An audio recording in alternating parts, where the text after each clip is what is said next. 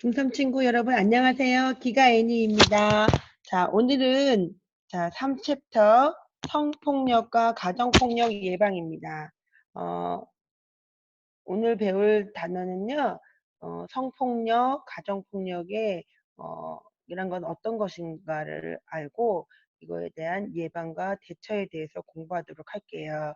그래서 먼저 성적 의사결정의 중요성을 알고 그래서 여러분들이 성폭력이 무엇인가 그리고 그거의 영향은 어떤가 성폭력 예방 및 지원 대처 방안을 대해서 공부를 할 거고요. 두 번째는 가정폭력의 원인과 영향을 알고 대처 방법에 대해서 탐색해보는 시간을 갖겠습니다. 그래서 먼저 성폭력의 이해와 예방 수업 들어가겠습니다. 자, 성적 의사결정권이라는 말이 나와요. 성적 자기결정권이라는 말이 나오는데요. 자, 이 성적 자기결정권이라는 것은 개인에게 부여되는 성과 관련된 행복 추구권이에요. 즉, 자기의 의지와 판단에 따라서 자율적이고 책임감 있게 성적 의사결정을 할 권리. 즉, 원하지 않는 사람과의 성관계를 거부할 자유가 있다. 그 권리가 있다라는 것을 의미하는 겁니다. 따라서 자신뿐만 아니라 타인의 성적 자기결정권도 동등하게 존중해 줘야 합니다. 그래서 성적 자기결정권이 왜 중요하냐면 나의 권리도 중요하지만 타인의 권리도 소중히 여겨야 된다는 거죠. 그래서 신중하게 의사결정을 내려야 합니다. 자, 그러면 주체적이고 책임 있는 성적 의사결정을 위해서 나는 어디까지 성행동에 대해서 어디까지 책임질 수 있는지 생각을 해야 돼요. 그리고 내가 원하는지 원하지 않는지 단순한 호기심인지 이런 것을 판단하셔야 되겠죠. 그리고 상대방의 거부 의사를 있는 그대로 받아들이셔야 돼요. 아, 침묵은 긍정입니다 라고 이건 정말 대단한 오해죠. 아닙니다. 자, 미루어 짐작하시면 안 됩니다. 여자니까, 남자니까 이러한 선입견을 갖고 행동하시면 안 됩니다. 원하지 않는 것은 절대로 강요하지 않아야 되겠죠. 그래서 여기에서 이런 성행동에 의해서 동의라는 것은요. 자, 성행동에서의 동의는 나이, 성, 상대방과의 관계에서 갖는 지위 이런 것은 상관없이 모든 사람에게 적용하는 거죠. 성행동에 앞서 모든 사람은 이에 분명한 동의를 주고받을 수가 있어야 돼요. 즉 처음에 자유로운 선택에 기초한다. 성행동은 다른 사람에 의해 위협을 받거나 강요되었다는 느낌을 받지 않고 이루어져야 합니다. 이때 위협은 물리적인 걸 수도 있고 뭐 헤어져 이런 같은 언어적인 것도 있습니다. 또한 권력이라든가 권위에 의해서 성행동이 이루어진 경우에는 자유로운 선택에 따른 동의라고 할 수가 없죠. 그리고 두 번째, 제한적인 것이다. 이성교제에서 단순히 손을 잡는 것을 허락했는데 손을 잡았으니까 뽀뽀나 키스 이것도 해도 되는 거 아닌가? 아니죠. 이거는 더 다른 동의인 거죠. 자, 성행동에 앞서 하나의 행동에 대한 동의는 여기까지인 거예요. 손을 잡기로 했으면 손을 잡는 거지 거기서 나아가 손을 잡았으니까 키스까지도 동의한 거 아니냐? 아니라는 거죠. 이에 대해서 그래서 분명하게 동의를 주고받아야 돼요. 동의라는 것은 언어적인 것도 있지만 단순한 코멘트, 비언어적인 것도 이루어질 수 있는 거예요. 그리고 가정에서는 안 됩니다. 성행동에서 침묵과 항복은 동의가 아닙니다. 상대방의 침묵이나 동의에 대해 자신이 원하는 대로 내 생각대로 생각하셔서는 안 된다는 겁니다. 그래서 성폭력은 자, 상대가 원하지 않는데도 일방적으로 가해진 모든 성적 행위이다. 성을 매개로 가해지는 모든 신체적, 언어적, 정신적 폭력입니다. 원하지 않는 성행동을 강요하는 것은 상대방의 인격을 무시하는 것과 같습니다. 그래서 성폭력은 범죄입니다. 그래서 성폭력이 이루어지는 원인을 보시면, 자, 개인적으로 보시면 빨라진 성적 성숙 시기, 과거에 비해서 육체적인 성장이 빨라졌잖아요. 그리고 이런 성적 충동을 자극하는 우리 환경이 너무 쉽게 노출이 돼 있죠. 그래서 왜곡된 성지식을 갖고 이런 충동을 부족하게 되죠. 충동을 조절하는 능력이 부족하게 되고, 그리고 사회 문화적으로 보시면 남녀 성에 대한 차별적인 사회, 남자들은 이 성에 대해서 좀 허용적인 분위기, 그리고 좀 적극적인 존재다라고 생각을 하고, 여성은 좀 억압적이고 소극적인 존재라고 생각합니다. 그래서 남성은 성의 주체고 여성은 성의 대상으로 본다는 거죠. 그리고 이 성 본능을 자극하는 음란물이 너무나 다양한 매체 통해서 쉽게 접할 수가 있다는 거죠.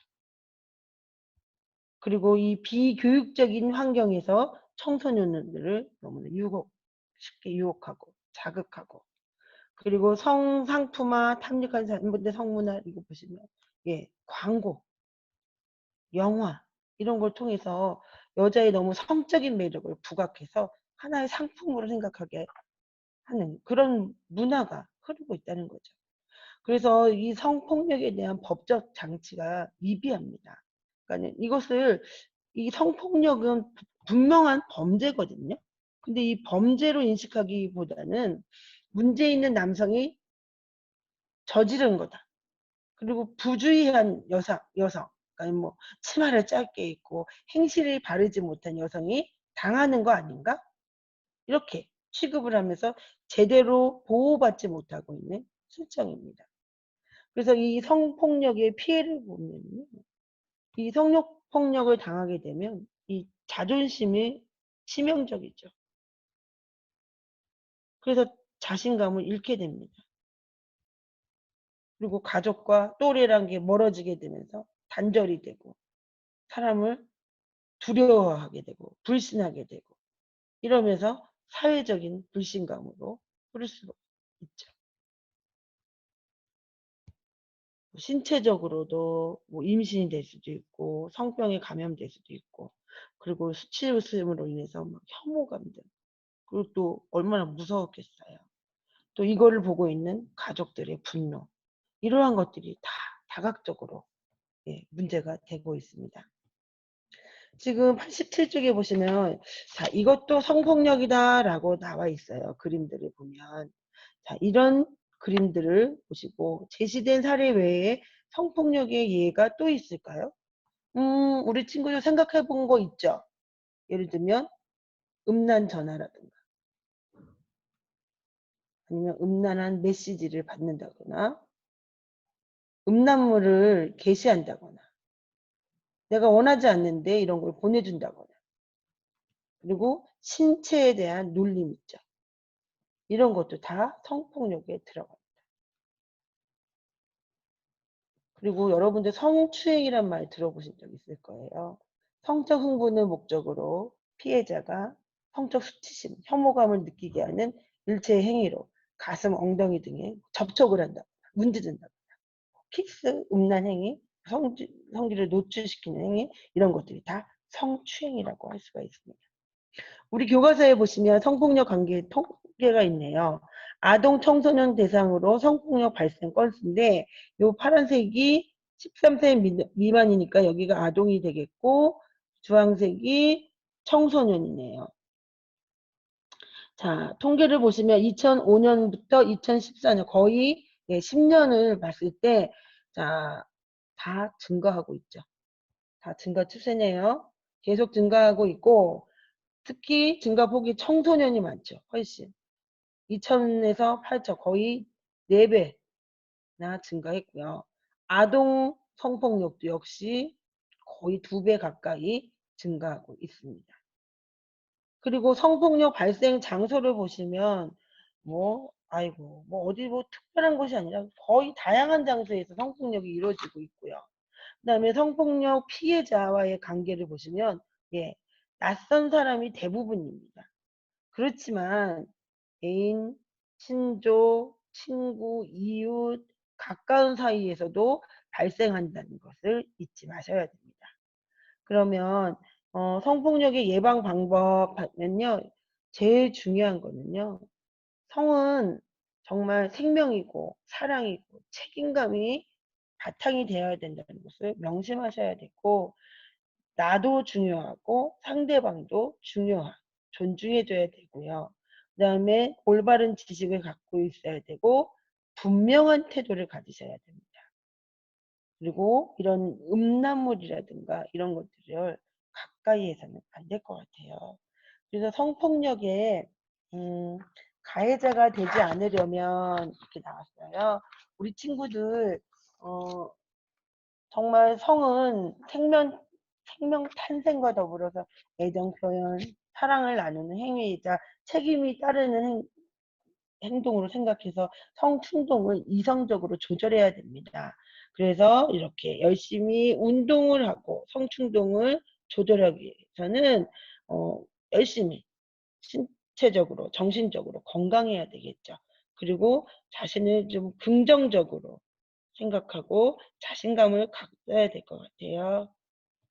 그리고 피해자가 내 가족이라면 어떨지 끔찍하죠. 그리고 성적 동의는 절대로 미루어 짐작해서는 안 됩니다. 침묵과 거절을 동의로 받으면 안 됩니다.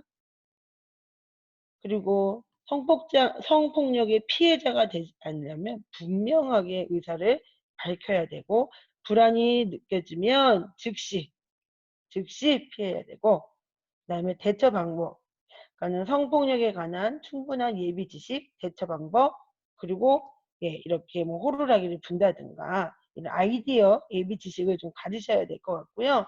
저는 우리 친구들이 운동도 열심히 하시고 체력도 단련하셔서 건강하고 힘을 자신감을 갖춘 우리 고영 친구들이 됐으면 좋겠어요. 그래서 성폭력이 만약에 대처 방법을 보시고 도움이 될 텐데요. 신속하게 행동하고 소리 지르고요. 그쵸? 이렇게 왜냐하면 이야기를 하면서 시간을 벌고 생명을 이제 막 위협하잖아요. 그러니까 폭력을 유발하거나 흥분시키지만은 흥분시키지 않게. 왜냐면 우리의 생명이 달린 일이니까요. 그런데도 불구하고 성폭력을 당했을 때는 우리는 신고를 해야 되겠죠. 1336이라는 해바라기 센터가 있어요. 어, 받자마자 만약에 이런 성폭력을 당했다. 그러면 빨리 병원에 가서 신고를 해야 되고, 그다음에 이 심리 치료도 반드시 받으셔야 됩니다. 절대 자책하셔서는 안 돼요. 내 잘못이야. 아니요. 절대로요. 그리고 비관하지 마시고 나 자신을 돌봐야 됩니다. 그래서 성폭력 피해자를 지원하는 센터들이 이렇게 있습니다. 그래서 아까도 말한 여성 긴급전화 1366 여기는 365일 24시간 운영을 하고 있습니다. 친구들 이 전화번호 꼭 잊지 마시고 피해를 당한 지인이 있다던가 해서 서로 도와야 되겠죠. 자, 두 번째로는요. 가정폭력입니다. 자, 가정폭력의 이유와 대처 정말 꽃으로도 때리지 마라. 가정폭력의 원인, 대처 방안은 어떤 것이 있는지 살펴볼게요. 자, 가정폭력은요. 가족 구성원 간의 신체적, 정신적, 재산상의 피해를 주는 행위를 모두 가정폭력이라고 합니다. 주로 아내나 어린 자녀, 힘이 없는 노인 등이 대상이 된다고 합니다. 가정폭력이 왜 문제가 되냐면 지속해서, 지속, 반복. 그리고 이런 가정폭력, 가정 안에서 자란 자녀들이 대물림되는 경향이 있다라고 합니다. 자, 그래서 가정폭력의 원인을 보시면은요, 개인적인 문제도 있어요. 뭐 스트레스, 뭐 무슨 일을 하든 뭐 일이 이루어지지 않을 때 폭력으로 푼다든가, 그다음에 너무 권위적인 가부장이라든가, 경제적으로 너무 힘들다든가, 의사소통이 잘 되지 않는다든가, 이런 것들이죠. 사회 문화적으로도 사회적으로 그 가정에서 일어나는 일은 거기서 해결해라, 묵인한다든가, 이런 거죠. 그리고 공권력이 이 가정이 일이니까 니네가 알아서 해라. 공권력이 간섭을 안 하려고 하는 이런 문제도 있습니다. 그래서 가정폭력의 유형을 보면 다양하죠. 신체적으로 폭력을 하는 거죠. 그러니까 물리적으로 공격을 하는 겁니다. 이건 폭행을 한다든가. 정서적으로도 하죠. 심리적으로 괴롭히는 거죠. 그다음에 언어폭력, 욕설이나 폭언으로 상대방을 모욕을 준다든가 위협을 한다든가. 그다음에 성폭력도 가정폭력에 들어갑니다. 강제적인 성관계, 자녀를 성으로 학대다든가 고통을 주는 거죠. 경제적인 폭력도 있습니다. 생활비를 주지 않는다든가 아니면 뭐 지출을 일일이 보고하게 한다든가 아니면 방임, 경제적 자립 능력이 없는 아동이나 노인을 책임지지 않는 거죠. 그래서 뭐 아파도 병원에도 안 데려가고 끼니도 챙겨주지 않고 학교도 보내지 않는 이런 것들도 다 가정폭력에 들어갑니다. 가정폭력의 특징을 보면요, 은폐가 된다는 거예요. 예, 왜냐하면 가정은 사적인 공간이거든요. 이 안에서 은밀하게 이루어지기 때문에 공권력이 개입됐을 때는 이미 오랫동안 폭력으로 이루어지고 있었다는 거고요. 그 다음에 거주 공간이 같잖아요. 거주 공간이. 한 집에서 같이 살잖아요. 그러니까 반복적으로 피해를 받을 수밖에 없고, 그 다음에 중복된다. 예. 배우자, 자녀, 부모로 점점 확대되는 경향이 있다라고 합니다. 그 다음에 연구 보고서에 의하면 폭력을 경험한 자녀는 학습이 된다는 거죠. 그리고 이 가정폭력의 또 다른 특징 중에 하나는요, 이 피해자가 갖고 있는 피해자들은요, 그 공포심도 있고, 그 다음에 수치심도 있고, 공포심과 수치심으로 인해서 신고를 하지 않는 경향이 있대요. 그래서 가정폭력이 지속이 되고 반복되는 것 같습니다. 그래서 자, 가정폭력을 예방하시려면 자, 우리는 폭력에 대한 자신의 생각을 점검하셔야 돼요. 폭력은 절대 이루어지면 안 된다라는 민감성도 필요하고요. 가족 간의 의사소통의 능력 정말 중요하죠. 커뮤니케이션. 서로 소통이 돼야 되고요. 그리고 문제가 발생하면 신고를 하셔야 됩니다. 어떻게 내 가족인데, 우리 아빠인데, 우리 엄마인데 이렇게 가족이니까 잘 안 하게 될 수도 있어요. 하지만 폭력을 자꾸 묵인하게 되면은 피해는 점점 커집니다. 그래서 이 가족 간의 폭력은 사회의 문제이기도 하기 때문에 치료를 하기 위해서는 대책 마련과 지원을 같이 이루어져야 한다고 생각합니다. 그래서 가정폭력은 반드시 신고를 하셔야 되고요. 그리고 부당한 접촉이나 학대는 피하셔야 되고요. 그리고 너무 심각한 상황에서 이제 위급하다라고 생각하시면요. 신분증, 뭐 비상금, 갈아입으로 등도 미리 준비하셔서 보호시설 등의 도움을 요청하는 것도 좋은 방법인 것 같습니다. 그래서 상담 지원도 이 성폭력과 마찬가지로 가정폭력 상담소가 있어서요. 상담, 주거 지원, 치료. 그래서 국가 지방자치단체가 함께 지원을 해주고 있습니다. 그래서 가정폭력 피해자 지원기관도 역시 136에 또 들어와 있죠. 이런 것들을 잘 알고 계시다가 지원을 같이 받아서 성폭력, 가정폭력의 피해에 노출되지 않도록 우리 친구들 늘 예방에 유념하여 주시기 바랍니다. 오늘 수업은 여기까지 하겠습니다. 기가 N이었어요. 친구들 안녕.